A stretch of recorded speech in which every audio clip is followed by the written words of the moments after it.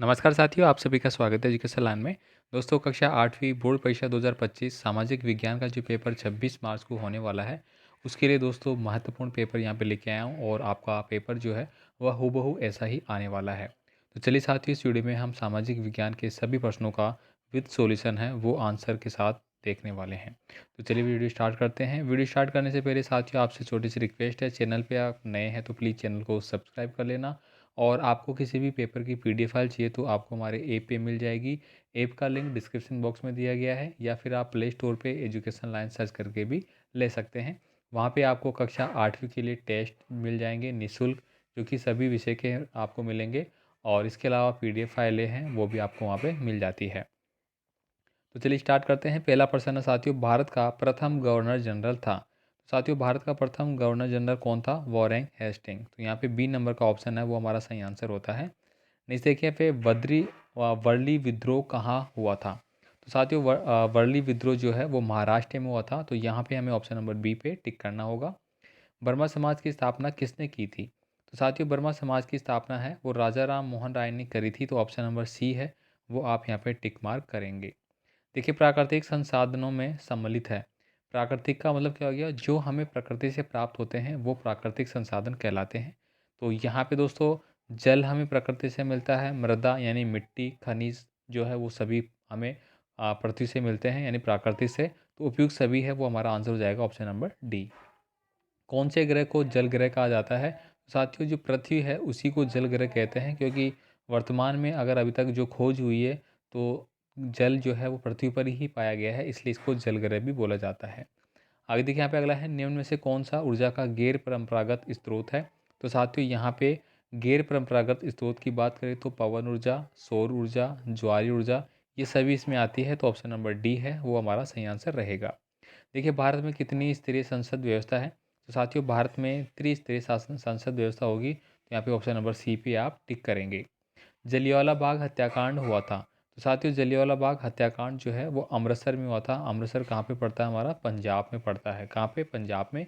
और ये जो घटना है दोस्तों वो कब हुई थी? 13 अप्रैल 1919 की ये घटना थी। तो ये डेट भी आपको साथ साथ याद रखनी है। आगे देखिए, संविधान के किस अनुच्छेद में जीवन के अधिकार का आश्वासन दिया गया है? साथियों जीवन का अधिकार का आश्वासन जो है वो अनुच्छेद 21 में दिया गया है, जो कि हमारा समानता का अधिकार है 18 से लेके 22 तक उसमें आता है हमारा। ठीक है। इसके बाद देखिए, यहाँ पे अगला है, आदिवासियों की अधिक जनसंख्या वाला राज्य है वो हमारा छत्तीसगढ़ हो जाएगा। राजस्थान में 1857 की क्रांति के समय कितनी सैनिक छावनियाँ थी? तो साथियों कितनी थी? टोटल 6 सैनिक छावनियाँ थी। आपको कमेंट करके जवाब देना है कि कौन कौन सी सैनिक छावनियाँ थी, उनका नाम आपको कमेंट करना है भाई।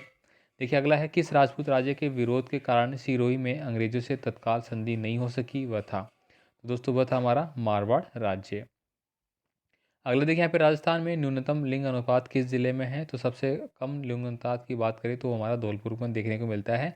आयुष्मान भारत का संबंध किस क्षेत्र से है? तो दोस्तों ये हो जाता है हमारा स्वास्थ्य क्षेत्र से। ग्राम पंचायत का मुखिया कहलाता है? तो साथियों ग्राम पंचायत का मुखिया है उसको अपन सरपंच बोलते हैं। तो ऑप्शन नंबर बी करेंगे।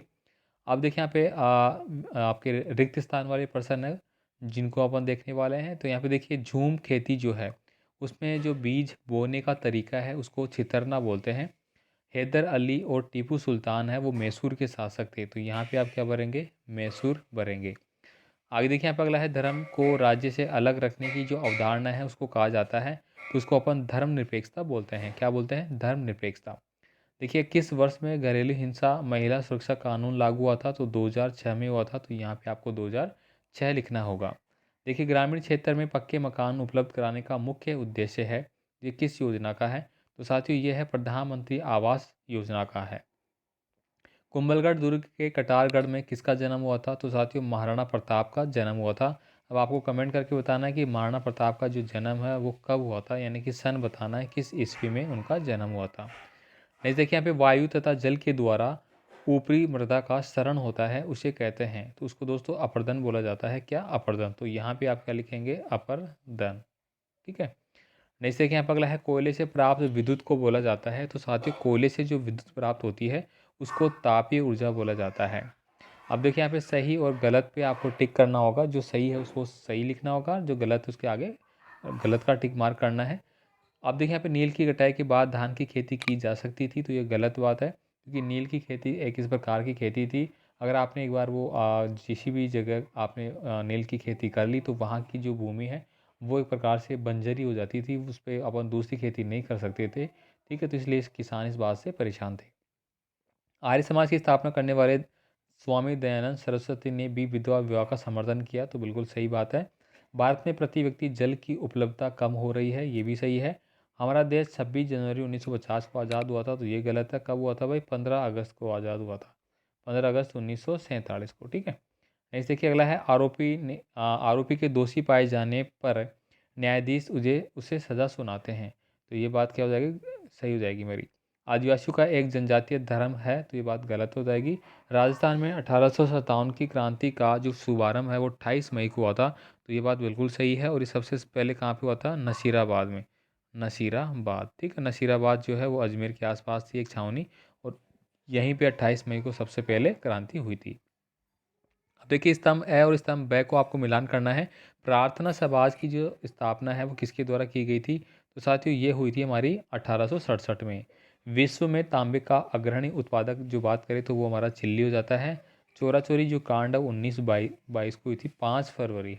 अब 5 फरवरी 1922 की ये घटना है। चट्टान जो बांध है वो मृदा अपरदन को रोकने के लिए बनाया जाता है। और आबानेरी मंदिर जो है दोस्तों दौसा में है। ठीक है, आबानेरी जिसको अपन चांद बावड़ी भी बोलते हैं।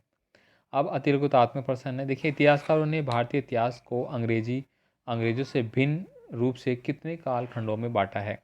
तो उन्होंने दोस्तों प्राचीन, मध्य और आधुनिक 3 कालखंडों में बांटा था, तो ये आंसर में आपको नाम भी लिखना होगा।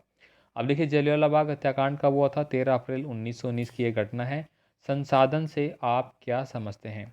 तो प्रत्येक वस्तु जिसका उपयोग आवश्यकताओं को पूर्ति करने के लिए किया जाता है संसाधन कहलाता है, ये आपको लिखना होगा।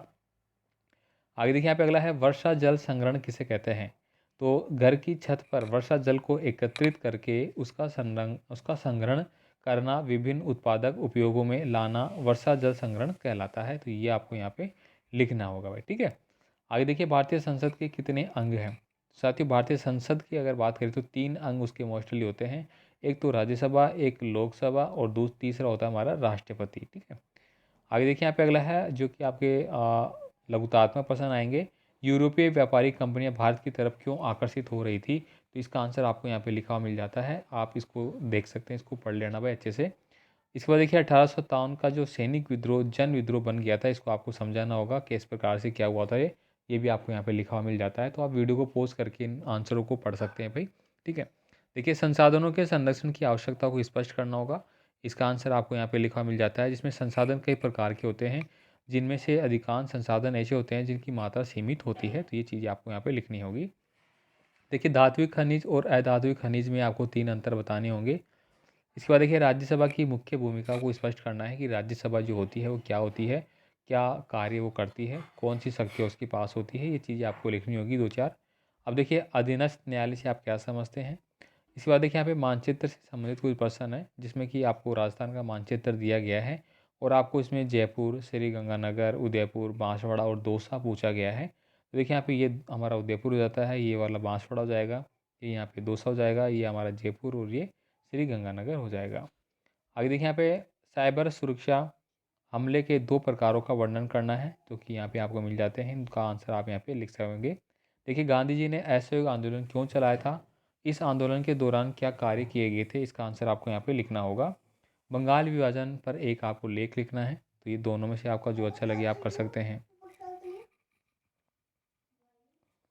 उसके बाद देखिए यहाँ पे अगला प्रश्न है 19 नंबर का, कृषि किसे कहते हैं? कृषि के विभिन्न प्रकारों को स्पष्ट करना होगा। या फिर भूस्खलन किसे कहते हैं? इसे रोकने पर विधियाँ आपको लिखनी होगी। तो ये प्रश्न दोस्तों आपका रिपीट है, बहुत बार एग्जाम में ऐसे कैसे पूछे गए हैं, भूस्खलन क्या होता है। ठीक है, ये आपको याद कर लेना है। देखिए भारतीय संविधान की मुख्य लक्षणों की विवेचना करनी है, या फिर भारतीय संविधान की उल्लेखित मौलिक अधिकारों को आपको बताना होगा, तो यहाँ पे इसका आंसर मिलता है। देखिए राजस्थान का एकीकरण जो है जटिल व चुनौतीपूर्ण प्रक्रिया थी, क्यों? राजस्थान में 1857 की क्रांति के कारणों की विवेचना आपको करनी है, तो ये आप यहाँ पे लिख पाएंगे। इसका आंसर भी आपको यहाँ पे मिल जाता है। साथ ही PDF फाइल आपको ऐसे कैसे हमारे जो वो बनाया हुआ है प्ले स्टोर पे ऐप, वहाँ पे जाके आप डाउनलोड कर लेना। वहाँ पे आपको ये ऐसे कैसे मिल जाएगी, जिसको आप अच्छे से देख सकते हैं अपने मोबाइल में भी। और भी PDF फाइल है, नोट्स और मॉडल पेपर है, वो आपको ऐप पे मिल जाते हैं, तो आप उनको ज़रूर डाउनलोड कर लेना और अपने साथियों को भी बता सकते हैं। साथ ही मिलते हैं अगले पेपर के अगले वीडियो में। धन्यवाद।